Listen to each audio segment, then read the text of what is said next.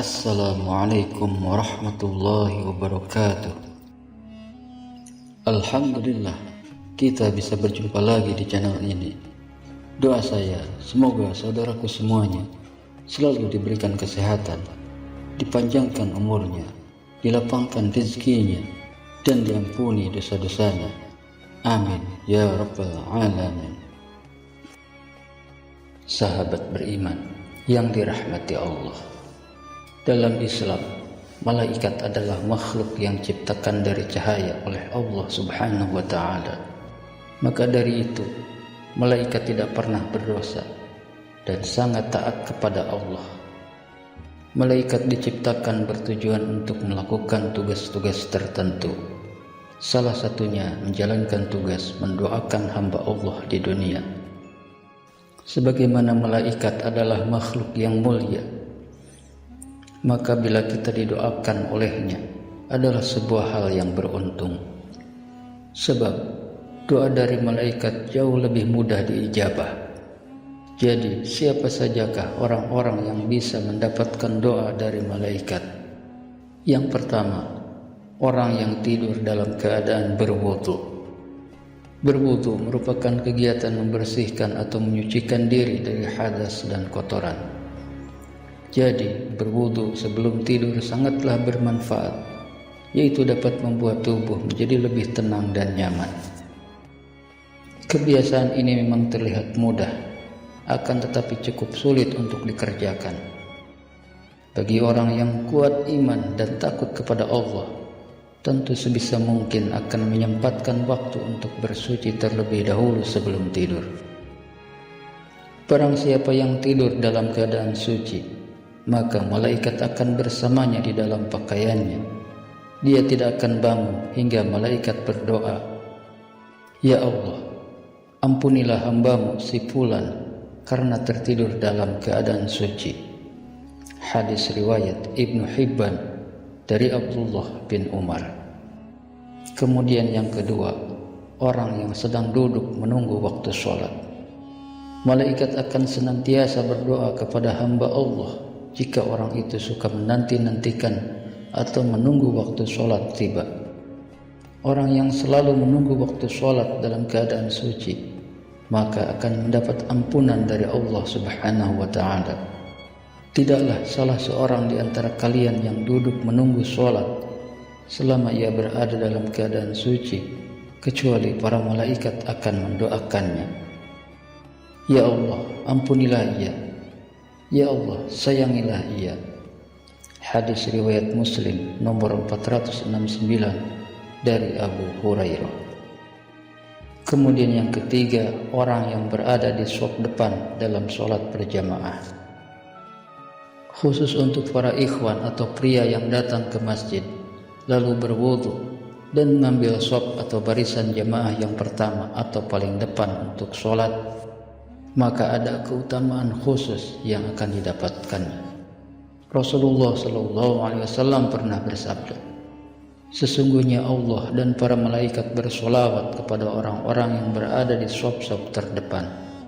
Hadis riwayat Abu Dawud. Kemudian yang keempat, orang yang menyambung shaf kosong.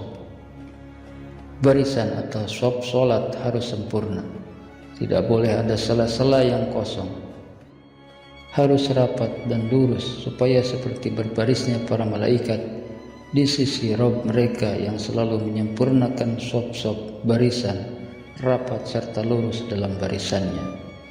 Sabda Rasulullah SAW, "Dan supaya menyambung shaf yang kosong biar tidak ditempati oleh syaitan, maka hendaklah kita untuk selalu menyambung shaf kosong ketika mau sholat." Aisyah radhiyallahu anha, Rasulullah SAW pernah bersabda, "Sesungguhnya Allah dan para malaikat bersolawat kepada orang yang menyambung shaf, dan siapa yang mengisi celah, niscaya Allah akan mengangkat derajat orang tersebut karenanya." Hadis riwayat Ibnu Majah nomor 985 sahih. Kemudian yang kelima, mengucapkan amin ketika imam selesai membaca Al-Fatihah. Sholat adalah amalan wajib yang pertama kali dihisab. Oleh karena itu, sholat harus disempurnakan dari takbiratul ihram hingga tahiyat akhir, supaya kita diselamatkan oleh Allah kelak. Seperti amalan dalam sholat yang perlu diperhatikan dan seringkali dianggap remeh, yaitu mengucapkan kata amin setelah imam membaca Al-Fatihah. Padahal mengucapkan amin tersebut merupakan perhiasan sholat dan memiliki keutamaan yang luar biasa.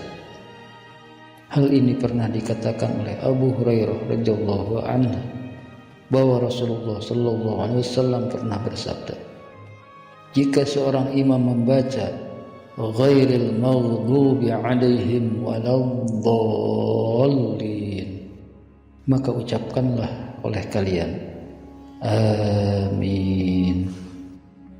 Karena barang siapa ucapannya itu bertepatan dengan ucapan malaikat, maka ia akan diampuni dosanya yang masa lalu. Hadis riwayat Imam Bukhari nomor 782 dari Abu Hurairah. Kemudian yang keenam, orang yang duduk di tempat sholatnya setelah selesai sholat. Mungkin ini yang sering kita lupakan saat selesai sholat, yakni langsung berpindah tempat untuk bersandar atau sekedar mencari tempat yang lebih luas. Padahal jika kita mengetahui tetap berada pada posisi di mana kita mengerjakan sholat merupakan salah satu hal yang membuat malaikat akan mendoakan kita. Para malaikat akan selalu bersolawat atau berdoa kepada salah satu di antara kalian selama ia ada di dalam tempat sholat di mana ia melakukan sholat. Selama ia belum batal wudunya, para malaikat berkata, "Ya Allah, ampunilah dan sayangilah ia." Hadis riwayat Imam Ahmad dari Abu Hurairah Al-Musnad nomor 8106. Kemudian yang ketujuh, orang yang melakukan sholat subuh dan asar berjamaah. Sholat subuh memiliki keistimewaan tersendiri. Subuh adalah waktunya para malaikat berkumpul datang sehingga ada banyak hal tak terkira. Namun biasanya di waktu tersebut merupakan hal yang memberatkan untuk melakukan sholat. Butuh perjuangan untuk bisa melakukan kewajiban tersebut. Seperti contohnya orang melewati waktu subuh karena tidak bangun pagi. Padahal sholat subuh bisa disaksikan banyak malaikat. Begitupun dengan sholat asar.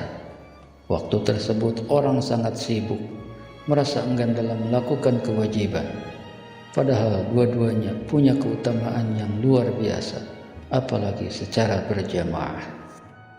Para malaikat berkumpul pada saat sholat subuh, lalu para malaikat yang menyertai hamba pada malam hari, yang sudah bertugas malam hari hingga subuh naik ke langit, dan malaikat pada siang hari tetap tinggal. Kemudian mereka berkumpul lagi pada waktu sholat asar, dan malaikat yang ditugaskan pada siang hari hingga sholat asar naik ke langit, sedangkan malaikat yang bertugas pada malam hari tetap tinggal. Lalu Allah bertanya kepada mereka, "Bagaimana kalian meninggalkan hambaku?" Mereka menjawab, "Kami datang sedangkan mereka sedang melakukan sholat, dan kami tinggalkan mereka sedangkan mereka sedang melakukan sholat. Maka ampunilah mereka pada hari kiamat." Hadis riwayat Imam Ahmad dari Abu Hurairah Al-Musnad nomor 9140. Kemudian yang kedelapan, orang yang mendoakan saudaranya tanpa sepengetahuan yang didoakan. Doakanlah kebaikan kepada saudara-saudara kita yang mungkin sedang tertimpa musibah atau bahkan yang menyakiti hati kita. Insya Allah kita akan didoakan para malaikat supaya diberikan kekuatan dan kelapangan dari Allah Subhanahu wa ta'ala. Doa seorang muslim untuk saudaranya yang dilakukan tanpa sepengetahuan orang yang didoakannya adalah doa yang akan dikabulkan. Pada kepalanya ada seorang malaikat yang menjadi wakil baginya. Setiap kali dia berdoa untuk saudaranya dengan sebuah kebaikan, maka malaikat tersebut berkata, "Amin," dan engkau pun mendapatkan apa yang ia dapatkan. Hadis riwayat Imam Muslim dari Ummu Darda, Sahih Muslim 2733. Kemudian yang ke-9, orang yang berinfak. Dari Abu Hurairah radhiyallahu anhu, ia berkata bahwa Rasulullah sallallahu alaihi wasallam pernah bersabda, tidak satu hari pun di mana pagi harinya seorang hamba ada padanya kecuali 2 malaikat turun kepadanya. Salah satu di antara keduanya berkata, "Ya Allah, berikanlah ganti bagi orang yang berinfak." Dan ianya berkata, "Ya Allah, hancurkanlah harta orang yang pelit." Hadis riwayat Bukhari nomor 1442 dan Muslim nomor 1010 dari Abu Hurairah. Kemudian yang ke-10, orang yang sedang makan sahur. Di balik waktu sahur ternyata ada keutamaan yang jarang kita ketahui, yaitu bisa mendatangkan berkah kebaikan dan pahala yang mengalir. Berkah datangnya dari Allah. Sungguh beruntungnya orang yang sedang sahur akan mendapatkan sholawat dari Allah dan doa para malaikat. Sesungguhnya Allah dan para malaikatnya bersholawat, berdoa kepada orang-orang yang sedang makan sahur, insya Allah termasuk di saat sahur untuk puasa sunnah. Hadis riwayat Imam Ibnu Hibban dan Imam At-Tabrani dari Abdullah bin Umar. Kemudian yang ke-11, orang yang sedang menjenguk orang sakit. Seseorang yang menjenguk orang sakit juga punya keberkahan yang hakiki, bahwa orang yang menjenguk orang sakit akan diberikan pahala serta keberkahan dari Allah, sebagaimana dijelaskan dalam hadis riwayat Ibnu Majah berikut. Barang siapa yang menjenguk orang sakit, maka malaikat dari langit memanggil, "Berbahagialah kamu, dan sungguh baik langkahmu, dan engkau menempati sebuah rumah di surga." Dari Ali bin Abi Thalib ia berkata bahwa Rasulullah sallallahu alaihi wasallam bersabda, "Tidaklah seorang mukmin menjenguk saudaranya kecuali Allah akan mengutus 70.000 malaikat untuknya, yang akan bersolawat kepadanya di waktu siang kapan saja hingga sore, dan di waktu malam kapan saja hingga subuh." Hadis riwayat Ahmad dari Ali bin Abi Thalib Al-Musnad 754. Kemudian yang ke-12, orang yang mengajarkan kebaikan kepada orang lain. Berbuat baiklah ke semua orang, sekecil apapun. Kalimat tersebut sudah seringkali kita dengar, tapi dari kalimat sederhana itu memang harus kita terapkan dalam hidup. Sebagai umat muslim, kita diperintahkan untuk selalu mengajarkan dan mengajak manusia kepada kebaikan, maka pahalanya akan menjadi untukmu juga. Selain itu, orang yang senantiasa memberikan kebaikan juga akan didoakan malaikat.